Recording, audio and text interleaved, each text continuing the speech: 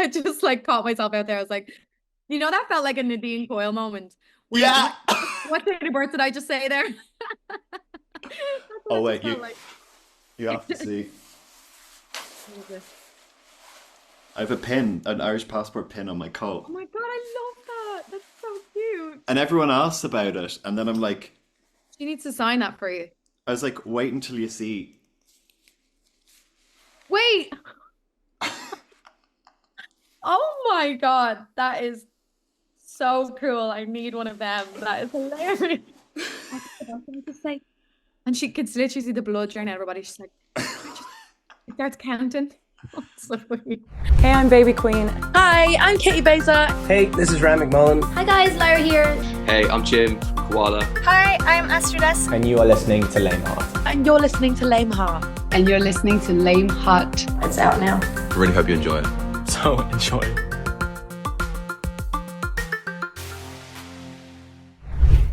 Back on Léim Thart after a little bit of a break with some more bangers, some more music. It's Aimée. Hello, Dublin head. Hello, Galway head. I He's a know. Galway now, guys. He's moved. He's moved from a Dublin head to a Galway head. I know, but it's Galway in the head, Dublin in the heart. Oh yeah, we love that. So much to catch up on, don't we? I know it's been a long time since I've seen you. We were just saying it's like a year and a few months. Time has just gone Yeah. by quick. And 2 years since your last time on Léim Thart, so there's been a bunch of more music since then. What was the last single that we spoke about? Was that Hurt Like Hell? It was Nobody Nobody Else. else? Ah, Yeah. okay, right. So yeah. Because we had the whole chat about Max Martin and how he helped you make Oh the yeah. song, and I was like, I'm very, very jealous of you. Okay, yeah. I remember now. And you told me as well to listen to This Is Pop, the one about I think was it a whole Max Martin episode?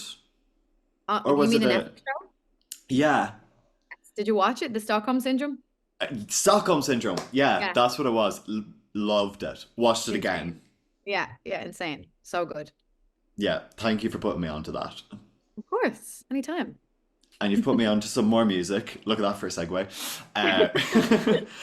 I think you've really been like peaking in terms of how good the songs are recently, because you've had a lot of good songs over the last while, but like even when you have like the good opinion in your mind of what someone's music like, there's still room for surprise, and these recent ones have been doing it. Like we'll get into the new single, but the Christmas song Grafton Street Lights did so well.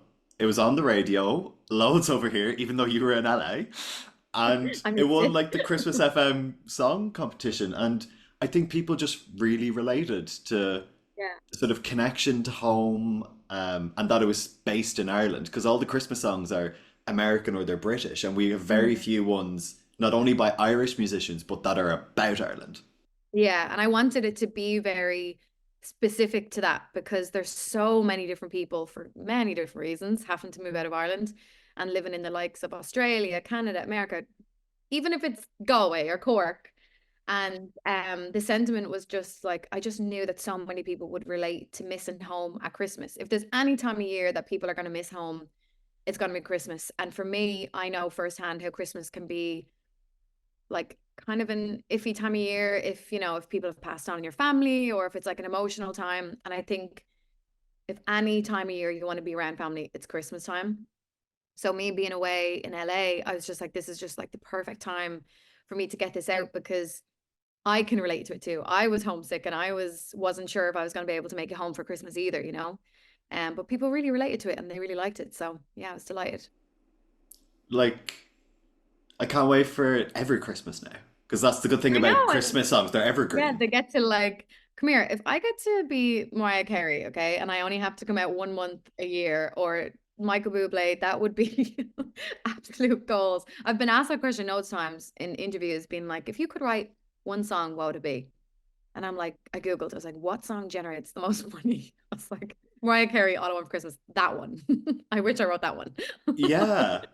People would normally say, I'm trying to think what the other big classics are. Even I like mean, non-Christmas, any time of year. yeah. I mean, what's probably the biggest song of all time? I would say probably Queen, or I'm not Bohemian sure. Rhapsody, Oh, or I Want to Dance with Somebody, actually, I don't Wonderwall. feel, Yeah, I actually think Billie Eilish may have taken the reins on one of them songs. That wasn't it Bad like Guy an was definitely up there. I need And to Google it right now. I What is think the recently Sunflower, Post Malone and Sway Lee got like the highest certification in American history. ah, what is the biggest song of all time? I think is Candle in the Wind up there too? According to Guinness World Records, White Christmas by Bing Crosby is the biggest song. Okay, I Okay, changed well my there answer. you go. I wish I wrote that one. Never, but if someone asked me that question, if you could write any song in history, what would it be? I would never have thought of a Christmas song. Yeah, but I mean, you get to just like chill on your yacht for 11 months of the year, and then one year they get to, 1 month of the year they get to come out. But yeah, Christmas songs are fun because every year they almost get a new life. Like I'm already thinking like what can I do for Grafton Street Lights when Christmas comes around this time of year, So Sing it it's on fun. Grafton Street. Sing it on Grafton Street. Yeah, exactly. Deadly. And since then, we're going into summer. You've brought us a new banger. And Yeah. if there's one thing that is adored on Léim Thart, it's a pop banger. And this one is called Passenger Seat. And not only is it a banger, but there's like a lot of heart in the song too, especially once I sort of dove into the lyrics and then heard you doing some interviews as well talking about it. There's a sadness to it, but it's really beautiful in your connection to your late mom and how you would drive in the car with her.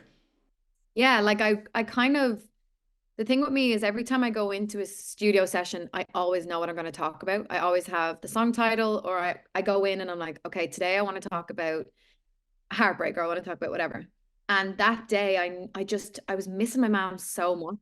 I was selling my car at the time and I felt so sad and emotional about it because as silly as this sounds, I was thinking in my head, like, oh my God, my next car, like my mom's bum won't have sat on the passenger seat. Like, oh, this is so overwhelming.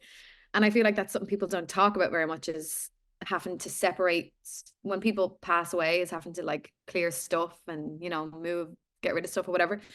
And I remember going into the studio and talking about that. And I was like, I feel like I just need to talk about that today. I need to write about that today. But I want to also keep it relatable, that it's not just for people that have passed away. It could be heartbreak or, people that miss somebody basically being in the passenger seat of their life, and I also didn't want it to just be sad song. I kind of wanted it to be a dancing through the tears kind of song. So yeah, it was interesting actually when I had released the song, until I really explained it, people were like, oh, I didn't realize that's what the song was about. And then once I explained it, it's almost like it gave a new meaning or life to the song to people.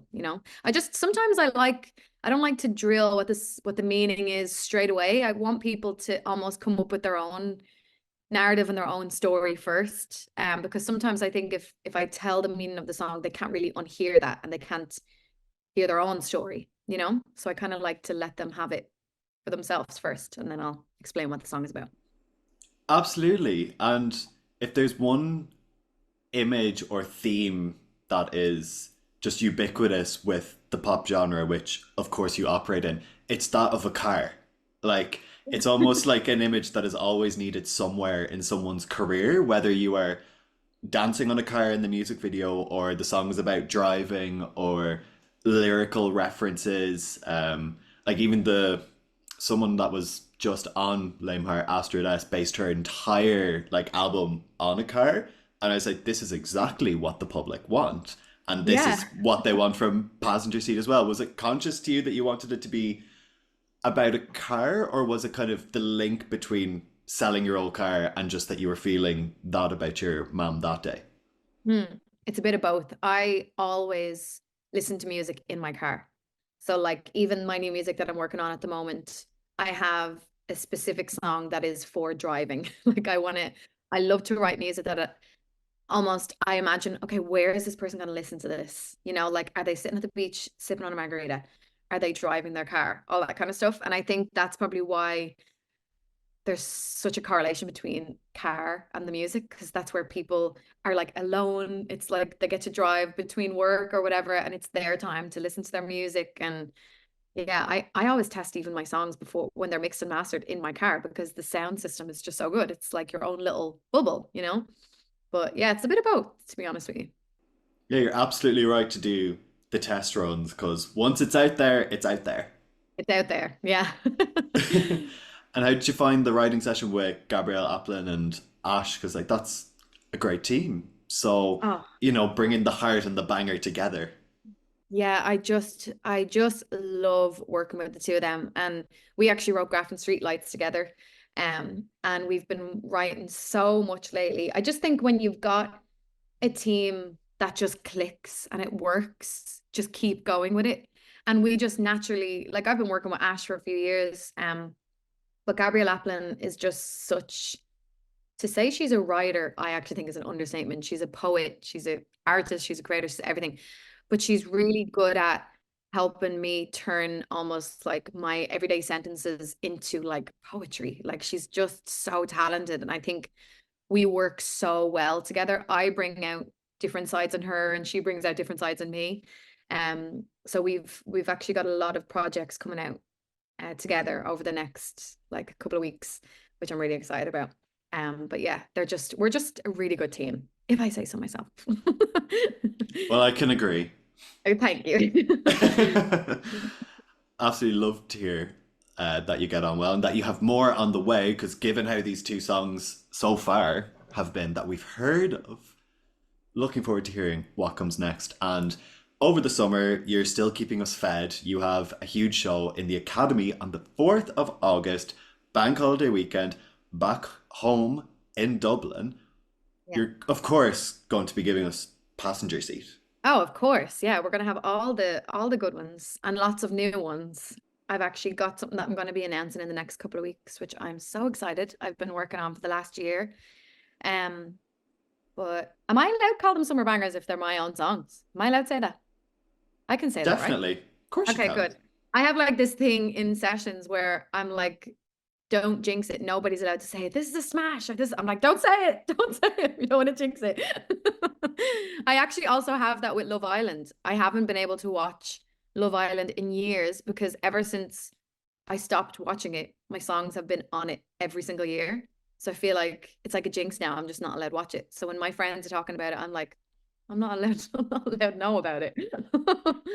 Well, I definitely think you can say summer banger, because I remember with See You There about like 2 years ago, I was like, this is the summer banger that we need. And you're like, are you sure? And then it became a summer banger. It was that was so fun to perform live.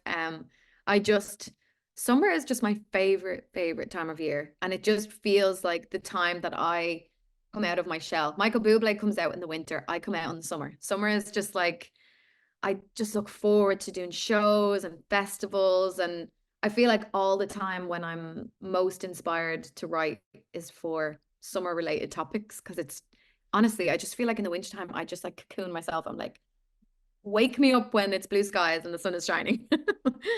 I think this is presenting a unique problem. We need to set up a section of the industry where there are songs, the same songs that come out of hiding for the summer every year in the same way as Christmas does. And if we have those summer songs every year, then you are going to write the biggest song of all time, because as you said yourself, you naturally like a summer song.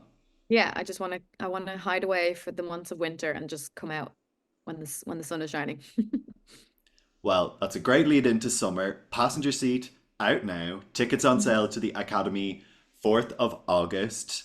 I suppose, Aimée, no pun intended, see you there. I love that. I will see you there. Thank you so much.